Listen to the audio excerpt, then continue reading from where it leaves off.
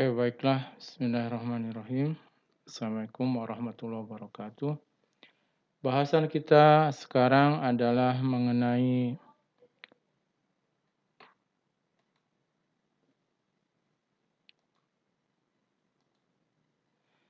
identifikasi kelompok-kelompok pengamatan di dalam data.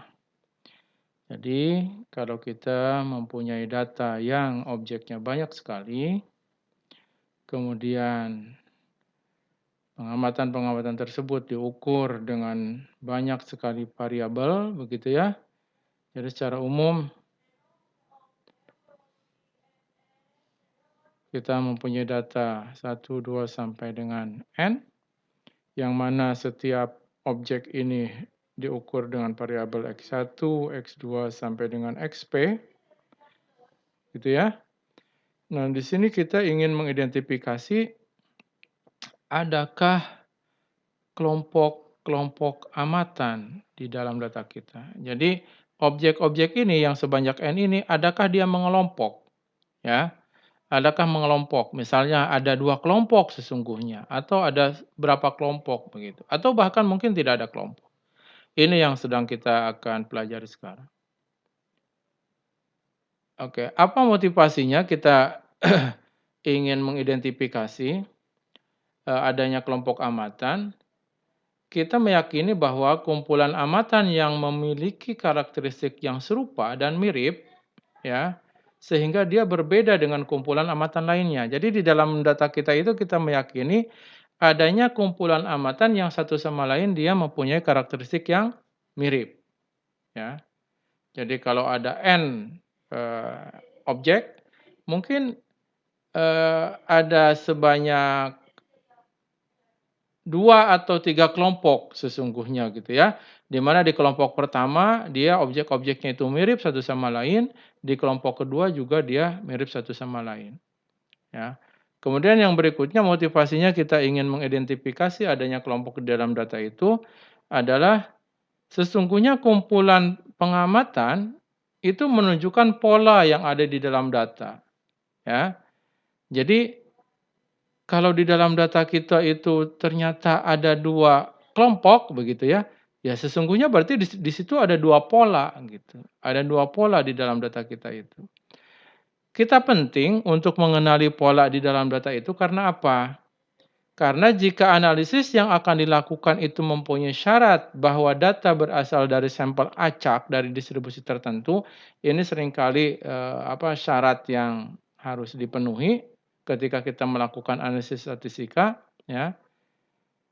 Kalau dia syaratnya harus berupa sampel acak dari distribusi tertentu, maka kalau di dalam data kita itu punya pola lebih dari satu kelompok, ya. Nah, ini tentu saja akan, menunjukkan kelemahan di dalam data kita untuk memenuhi asumsi yang ditetapkan, begitu. Karena asumsinya mah si data kita itu berasal dari sampel acak dari suatu distribusi tertentu. Distribusi tertentu itu artinya dia distribusi tunggal, begitu.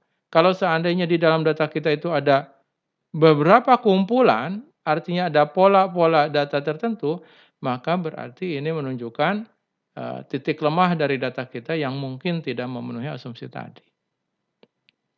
Kemudian yang kedua, pengenalan pola ini penting karena jika sudah teridentifikasi beberapa kelompok amatan dalam data, jadi kalau ternyata memang di dalam data kita itu ada kelompok-kelompok gitu kan, maka sebaiknya analisisnya itu dilakukan terhadap masing-masing kelompok, ya.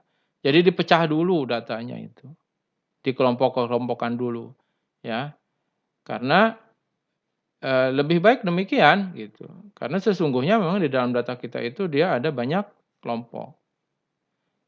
Nah, kemudian yang ketiga, ya, kenapa pengenalan pola ini penting, karena jika ingin dilakukan pendalaman analisis, ya, maka seringkali lebih baik datanya itu kita bagi-bagi, kita pecah-pecah dulu berdasarkan kebutuhan analisis. Ya, ini juga penting, ya. Katakanlah misalnya data tentang pasien COVID gitu ya. Ya mungkin di situ sesungguhnya ada berbagai kelompok. Katakanlah ada kelompok yang OTG gitu kan, ada kelompok yang, comorbid begitu. Nah, kelompok-kelompok itu sesungguhnya lebih baik sejak dari awal memang dibagi-bagi, dipilah-pilah begitu, ya. Nah, yang keempat, mengapa pengenalan pola di dalam data itu penting? Karena jika diinginkan hasil berupa rekomendasi yang spesifik terhadap kelompok-kelompok dalam data, ya. Jadi kalau misalnya kita ingin nantinya gitu ya, terhadap kelompok ini dia harus dikenakan tindakan apa. Terhadap kelompok yang lain dia harus dikenakan tindakan apa.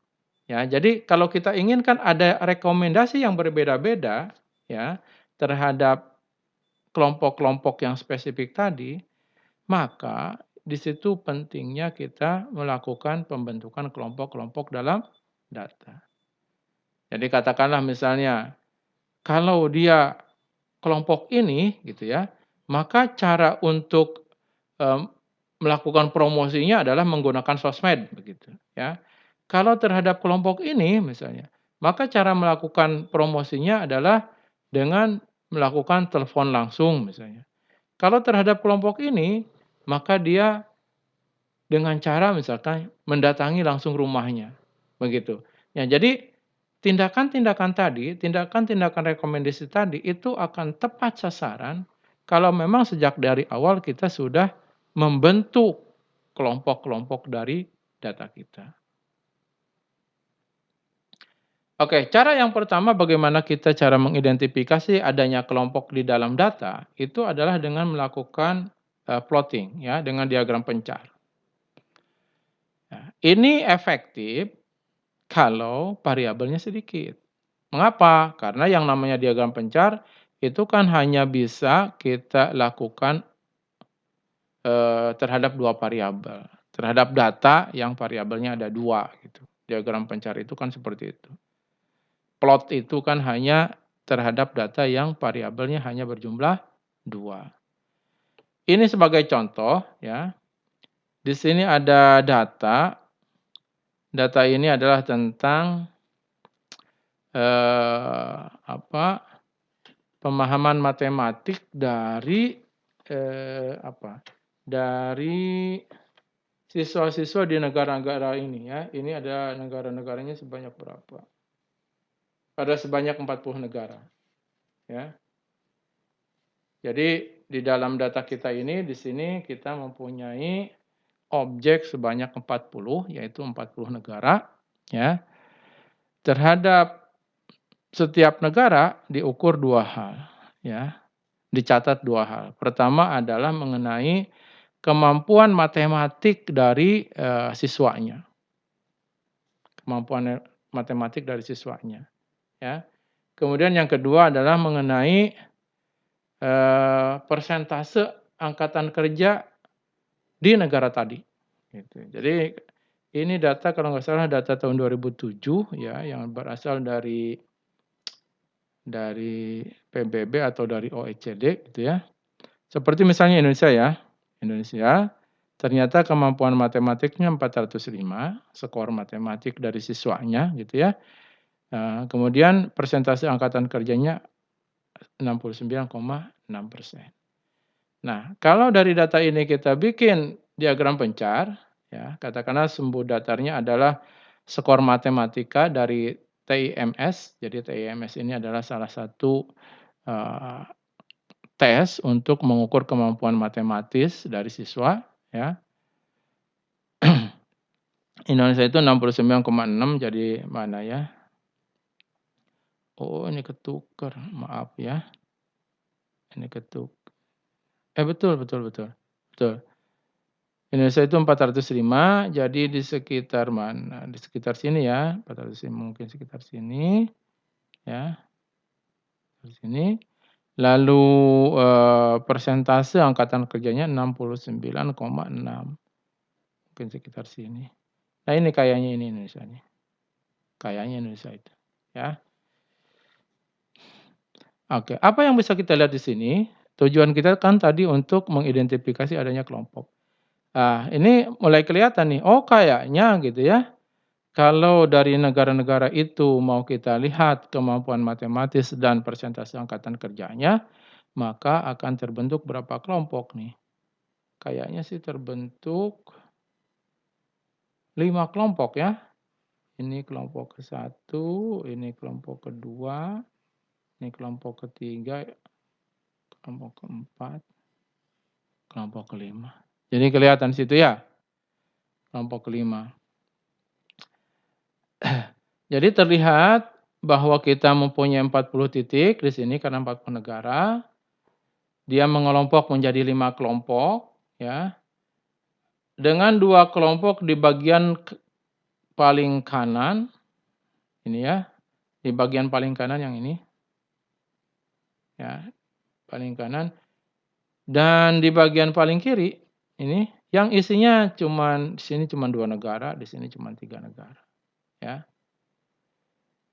Berdasarkan grafik ini apa yang bisa kita lihat? Yang bisa kita lihat adalah ada sedikit negara yang skor matematiknya sangat rendah.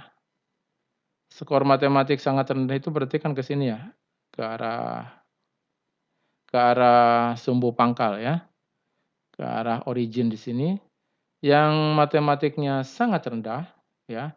Namun persentase angkatan kerjanya bisa dikatakan tinggi. Nah, yang ini, yang kelompok 2 ini adalah negara-negara di mana skor matematiknya rendah. Jadi kemampuan matematis siswa di negara itu rendah, tetapi persentase, tenaga kerjanya, angkatan kerjanya itu tinggi.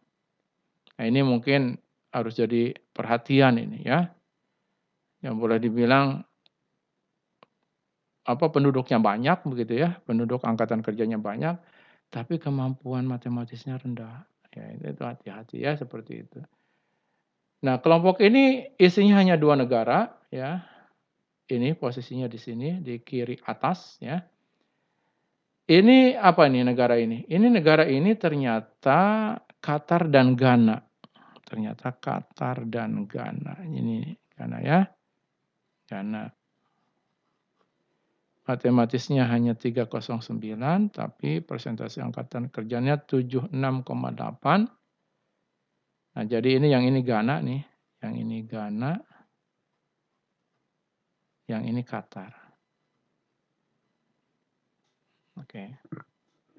Keduanya digambarkan sebagai titik yang berdekatan karena nilai rata-rata matematis dan persentase angkatan kerjanya relatif serupa dari dua ini. Juga ada beberapa negara yang diwakili oleh titik-titik yang menggerombol di bagian bawah diagram. Nah, ini yang ini. Ini artinya apa? Ini rata-rata skor matematiknya di sekitar 400 ya. Skor matematiknya di sekitar angka 400 ya. Oke. Dan tingkat persentase angkatan kerjanya di kisaran 45 sampai 50. Jadi negara-negara ini seperti itu cirinya ya, cirinya.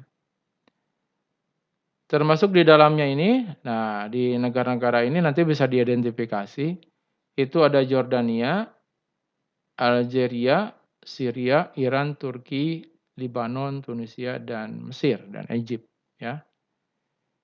Gitu. Ini nampaknya adalah negara-negara di Timur Tengah dan di Afrika Utara. Jadi kita bisa lihat, oh ternyata dari sisi plot ini dia mengelompok di sini, tapi dari sisi geografis pun sesungguhnya mereka mengelompok juga gitu. Ini negara-negara Arab dan negara-negara Timur Tengah dan Afrika Utara. Jadi ini menggambarkan bagaimana diagram pencar dapat kita gunakan untuk melakukan identifikasi kelompok-kelompok amatan pada data. Ya. Tapi sekali lagi ini hanya bisa dipakai untuk 2 variabel begitu. Itu keterbatasannya. Oke.